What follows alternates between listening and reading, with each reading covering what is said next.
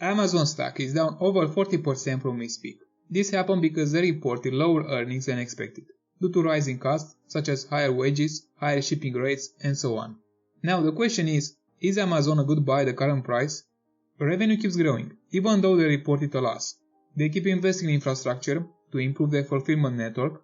Amazon Web Services or Amazon Cloud continues to grow, so they have more opportunities which can make the stock price rebound. And in this stock analysis, I'll help you see their business model, their fundamentals, what opportunities they have, the risks, and at the end I'll talk about the fair value of Amazon, whether it's a good buy at the current price. We all have different goals. Some of us want 50% a year or more, and others are pleased with lower returns. There are many great businesses out there, but only a few are great investments. My target is to find those investments where I can double my money in the next 3 to 5 years. So let's see if Amazon can be such an investment. Let's begin. Amazon is not just a simple company, but a combination of several. Amazon is an e-commerce business, a cloud provider, a media company, and who knows what innovations Amazon will offer. Let's see their current business model. Amazon makes money by buying products from different suppliers and selling them on its Amazon.com website and in its physical stores. They buy low and sell high to make a profit. Moreover, Amazon allows different sellers to sell on its website. You can also open a store on Amazon and sell whatever you want. Just Amazon will charge you a commission for each transaction you make. Plus, Amazon offers advertising services. If you want to promote your new store, your products, you can easily run ads on Amazon.com or place your products at the top of the list. These are the major e-commerce operations. Now, Amazon provides cloud services to companies and individuals who might need to store their data, use the computing power, and other services. If you want to start a business, it's more efficient to use cloud services because you can easily increase and decrease your resources, which will save you more money. In addition, Amazon provides a streaming platform called Amazon Prime, where users pay a monthly subscription to watch movies, shows, and other entertainment content. Plus, Amazon offers several small services, such as Audible, where you can listen to audiobooks. Another service is Kindle Publishing, where people can publish their own book, and Amazon charges a commission for sales, and other services. Amazon also sells small devices, such as Alexa, which is a virtual assistant. Plus, Amazon is investing in a new project called Kuiper, which is about providing internet via satellite.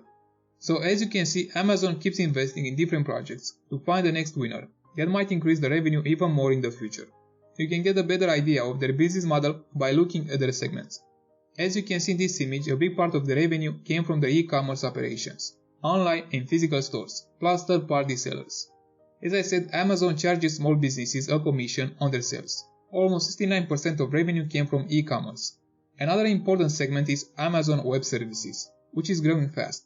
Now represents about 16% of revenue.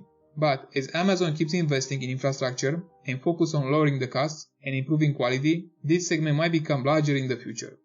Advertising and subscription services represents about 14% together.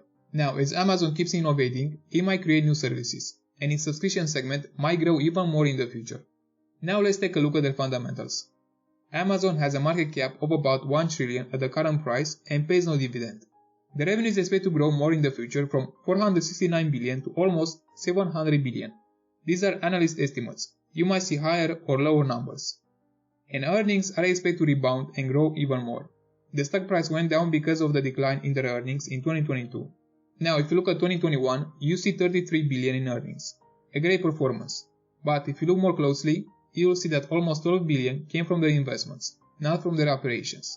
It's about Rivian. The stock price went up a lot, and as Amazon has an interest in that company, it had to report the profit in its statement. Later, the stock price of Rivian went down a lot, and Amazon reported a loss of about $13 billion. If you remove that market fluctuation, Amazon made around $8 billion in earnings in the last 9 months of 2022. So it's not that bad. Of course, there is a decline in their earnings, because their costs have increased. The most important thing is the future. If Amazon can improve its profit margins, lower costs, and increase earnings. If they can do that, the stock price will follow. Total assets are about $428.3 billion, of which cash is around $58.6 billion. Total liabilities are $290.8 billion, of which debt is about $58.9 billion. Amazon doesn't have a lot of cash, because it has a lot of projects to invest its money in, and I hope that the returns will be high. Now let's see what the opportunities and risks are. The first major opportunity is Amazon Web Services. This segment is growing by more than 30% a year, and Amazon keeps investing in infrastructure to open more data centers and improve the performance of its systems. From what I've seen, many companies use Amazon Cloud because it's the cheapest. It's a US company, not from China. Businesses and many institutions can rely on Amazon to protect their data. As you can see, Amazon has the biggest market share of about 34%, followed by Microsoft with 21% and Google with 11%. If you compare their prices, you'll find out that Amazon and Google have the cheapest prices. Now, about the quality of their services, it's hard to say, because you have to work with those technologies to understand their advantages and disadvantages. What I can tell you is about Microsoft. This platform is really difficult to use, because they complicate things a lot. They don't have an easy overview, and their tools are not that efficient. Tell me in the comments if you ever used a great product from Microsoft. I mean to be efficient and easy to understand it, plus to be at a low price.